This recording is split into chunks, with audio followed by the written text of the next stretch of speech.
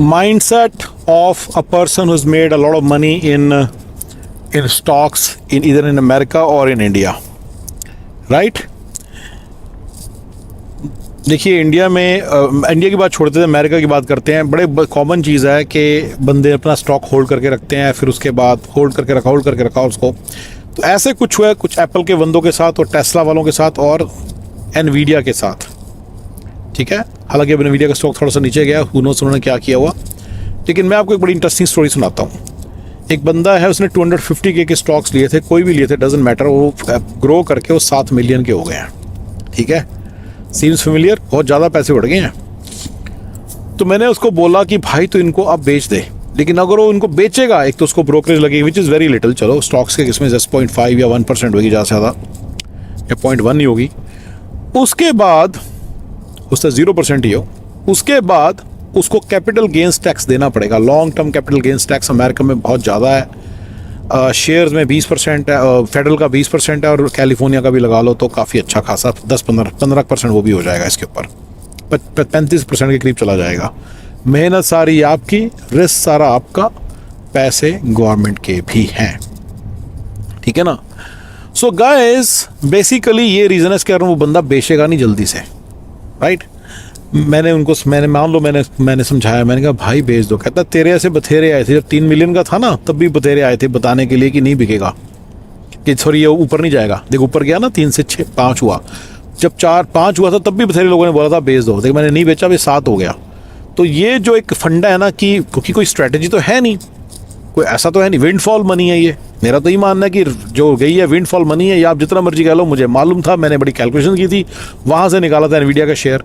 अगर सच में आपने कैलकुलेशन की थी तो मेरा तो ये फंडा है कि आप इसको जल्दी से बेचो, फिर एक और शेयर पकड़ो जो 100,000 का है, या 200,000 या 300,000 का है, और आगे जाके 3 मिलियन का होगा, राइट। आप ऐसा कोई शेयर पकड़ो, राइट।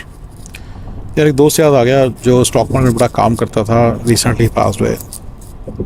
इट सीम्स लाइक हर चीज़ ऐसे लगता है जैसे इसकी कोई वैल्यू है ही नहीं लाइफ में, ऐसे मतलब सच में गाइस इट्स सो सैड। क्योंकि वो मतलब दोस्त है यार, बातें करते थे स्टॉक्स के बारे में काफ़ी, और सो सैड। चलिए राइट, चलो गाइस आप लोग तो ज़िंदगी नहीं स्टार्ट कर रहे हो, एंजॉय करो लाइफ को, लाइफ की बातें सुनो। मतलब मेरे अंदर ये सब है इस वक्त, मेरे को उसकी बात याद आ गई और वो सुन के ही मुझे अजीब सा लगा।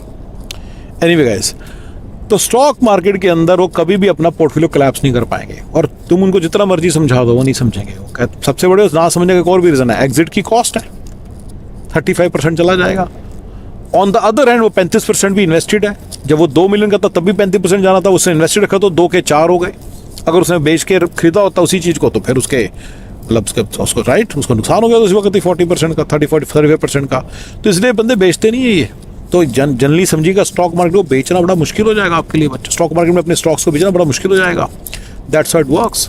बहुत ज़्यादा इंटेलिजेंट बंदे होते हैं, बट मेरे हिसाब से स्टॉक्स में रियल एस्टेट के कंपैरिजन में ज़्यादा बंदे होते हैं जो फिर भी बेच ही देते हैं। 20% के करीब होते हैं, इनको समझ होती है इन बातों की। जस्ट सेइंग, ठीक है गाइस। लेकिन चलो ये सारी बातें हैं जो मैं चाहता था आप समझें सारी, ठीक है, कि स्टॉक मार्केट के अंदर बेचना, एग्जिट लेना बड़ा एक मेंटल डिसिप्लिन चाहिए और बड़ी स्ट्रॉन्ग कैलकुलेशन चाहिए। और ये आप प्लीज़ समझिए कि ये विंडफॉल मनी होती है गाइस, अपने दिमाग से निकाल दीजिए। आपकी कोई स्ट्रेटजी है, आपकी कोई स्ट्रेटजी जिसके कारण आपके पैसे बन रहे हैं। इसी में एक पॉइंट बताता हूँ बड़ा इंटरेस्टिंग सा। जो गैम्बलर्स होते हैं ना, जो गैम्बल करते हैं, जाके खेलते हैं जुआ, जैसे एग्जांपल देता हूँ, जो गेम प्योरली गैम्बल है, मतलब प्योरली लक पे है, मतलब उसके अंदर कोई कैलकुलेशन नहीं है, वो है रूले। आप देखेंगे रूले के ऊपर ना वहाँ पे सारा उन्होंने लिख रखे थे, ये नंबर था, फिर ये नंबर था, फिर ये नंबर था। रिमेंबर, पिछला नंबर जो मर्जी आया अगला नंबर वही आने की प्रोबेबिलिटी सबकी बराबर है, ठीक है। लेकिन जो गैम्बलर्स होते हैं ना, वो उसी को देख के कहते हैं मेरे को एक पैटर्न मिल गया। आई एम टेलिंग यू नाउ, ठीक है ना गाइस। रूले की गेम में लोगों को लगने लग जाता है कि उनको एक पैटर्न मिल गया, and then they start to see that pattern, then start to act according to that pattern. आपको बता रहा हूँ बड़ी इंटरेस्टिंग बात ह्यूमन साइकोलॉजी की, पर मैं आपको एक बड़ी सच्चाई बताऊँ ह्यूमन साइकोलॉजी की। ह्यूमन साइकोलॉजी तो छोड़, अब हो गया जो बताना था। सच्चाई बताऊँ, सिचुएशन क्या है। सिचुएशन ये है कि अगर आप रूले की गेम में ना, आपके जो जीतने हारने के चांस 51-49 ही रहेंगे हमेशा, ज़्यादा कम नहीं हो सकते।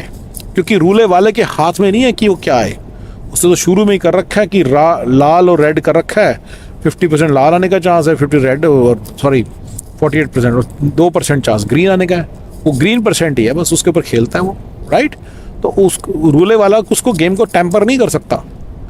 स्टॉक मार्केट में और रियल एस्टेट मार्केट में आपकी जो चीज़ है उसको टेम्पर भी कर सकते हैं जो पीछे बैठे हैं ऑपरेटर। आपके चांस रूल में समझ लीजिए, अगर आपने लेट से रेड पे लगाया तो वो ब्लैक ला सकता है, ब्लैक पे लगाया तो रेड ला सकता है। अगर वो ऐसे कर सकता है तो ज़्यादा हो गया ना, फिर तो उसके चांसेस बीच में तो ज़्यादा चांसेस कभी कभी आपको जिता भी दिया करेगा बीच में। मेरा ये मैंने जो आपको समझाने की कोशिश कर रहा हूँ कि स्टॉक मार्केट और रियल एस्टेट मार्केट में अगर आप पैसे लगाते हो तो ये होने वाला है आपके साथ। आप ये समझो कि आपके पैसे रूले से भी कम आपके पैसे बनने के चांसेस हैं, ठीक है ना। Unless you are a player, unless you know something. Remember, जो बंदा सवेरे सवेरे उठता है, डेली बैठता है, मैं उसकी बात नहीं कर रहा हूँ।